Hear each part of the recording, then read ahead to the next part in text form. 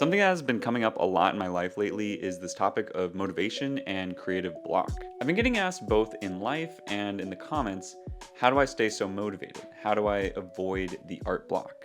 And I wouldn't actually say that I'm all that motivated. I think that I seem motivated because of a certain philosophy that I picked up quite some time ago. I don't know where I first heard this philosophy. I don't even know when I first started doing it, but I do know that it's a practice that a lot of successful artists and creatives do to help them stay motivated and fend off the art block. I call this philosophy showing up.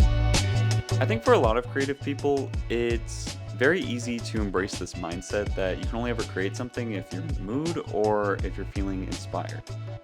But if we're being honest, how often does that actually lead to making and finishing something? If you carry around a sketchbook or a journal, you might end up writing something down or even doing a little sketch, but if you only rely on inspiration as your motivation, your idea might just stop there. If you're like a lot of people, your inspiration probably lasts in short bursts, long enough to start something, but eventually it peters out.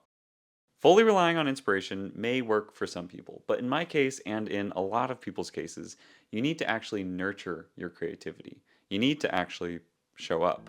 Instead of going about your life waiting for some idea or some creative spark, try this instead.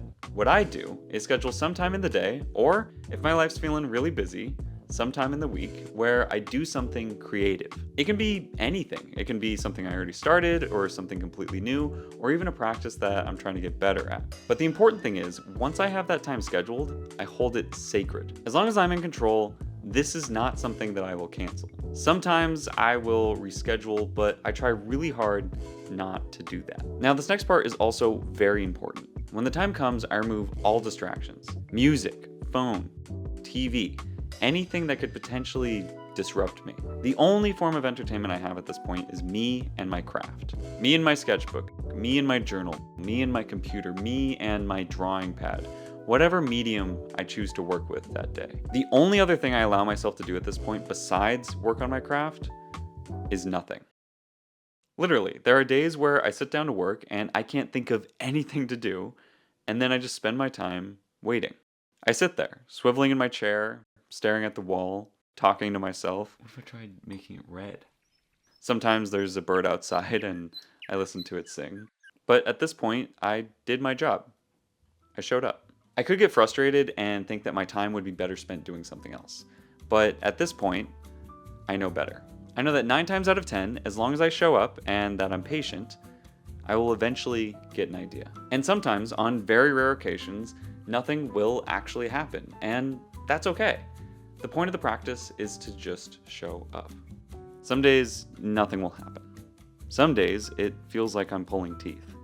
And then on other days, it feels like my ideas are flowing like water. But no matter what, I show up. I set that time aside to work on whatever I want to work on, and I hold that space. Now, once I get the creative juices going, I turn on some music or even put on a show or a movie.